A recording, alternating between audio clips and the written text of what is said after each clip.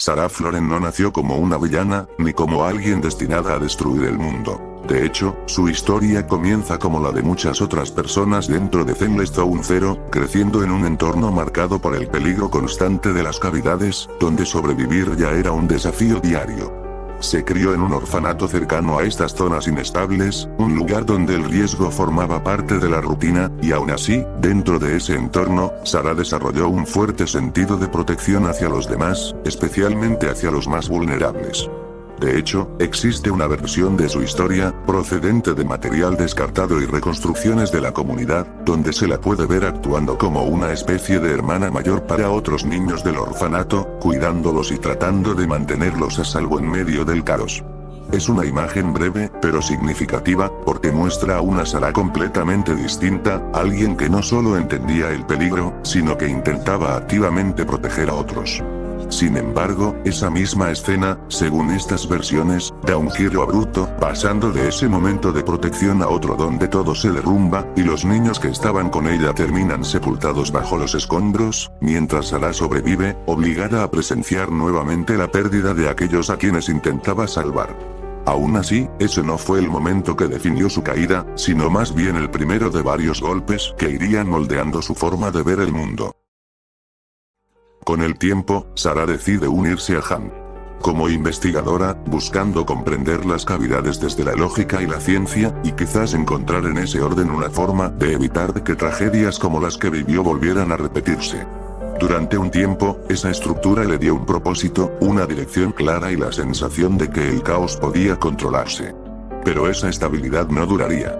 Durante una misión que, en principio, no parecía diferente a otras, todo se sale de control.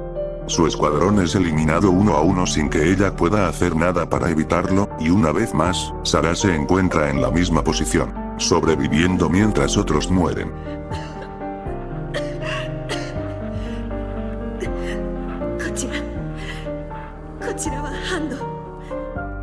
Esta vez, sin embargo, la situación es aún peor, porque queda atrapada, al borde de convertirse en un ser etéreo, completamente sola y sin posibilidad de escapar por sus propios medios. Es en ese momento, cuando todo parece perdido, que aparece una figura. No cualquier figura, sino alguien que representa lo que, en teoría, debería ser la salvación en ese mundo. Un Void Hunter. El coronel Baik. Para alguien en la situación de Sarah, esa aparición debería significar esperanza, una segunda oportunidad, la confirmación de que alguien vendría a salvarte cuando todo se derrumba. Pero lo que ocurre es lo contrario. Baik no la salva. No interviene. Y Sarah, atrapada entre el colapso y la transformación, es abandonada a su suerte.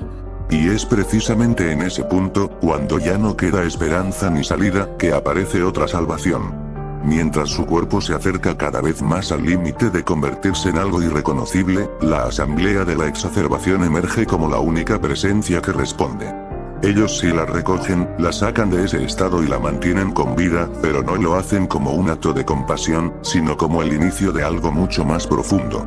No la rescatan para devolverla a lo que era, sino para convertirla en algo distinto. Ese momento marca el verdadero inicio de su decadencia, porque no se trata solo de haber sido abandonada, sino de haber sido reemplazada. Donde antes había fe en el sistema, ahora hay vacío. Donde antes esperaba ser salvada, ahora solo queda aquello que decidió intervenir cuando nadie más lo hizo.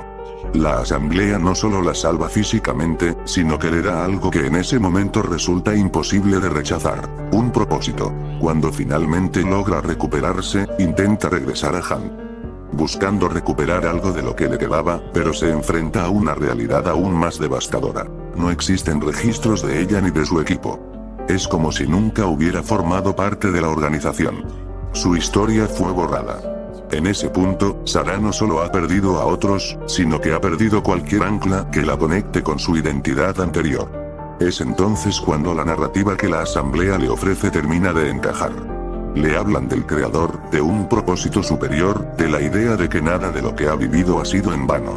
Para alguien que ha sido abandonada, ignorada y marcada por pérdidas constantes, esa explicación no solo resulta convincente, sino necesaria, y Sarah decide aceptarla.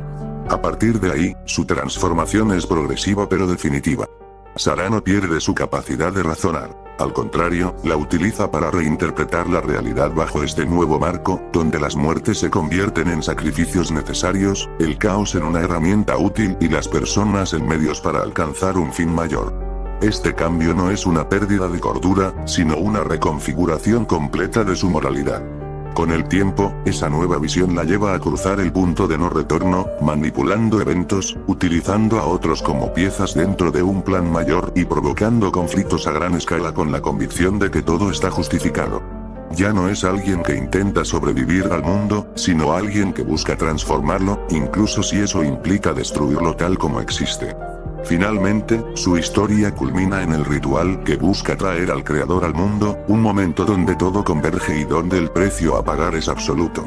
Para completar su objetivo, Sarah sacrifica lo último que le queda de sí misma, dejando de existir como individuo para convertirse en algo distinto, algo que ya no responde a las emociones, dudas o límites humanos.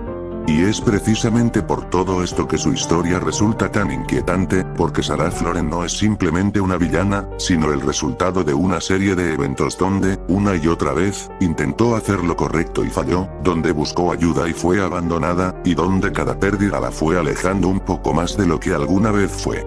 Su caída no ocurre en un solo momento, sino en muchos, hasta que finalmente ya no queda nada de la persona que alguna vez intentó proteger a otros. Por eso, más que preguntarse cuándo se volvió malvada, tal vez la verdadera pregunta sea en qué momento el mundo dejó de darle una razón para seguir siendo humana.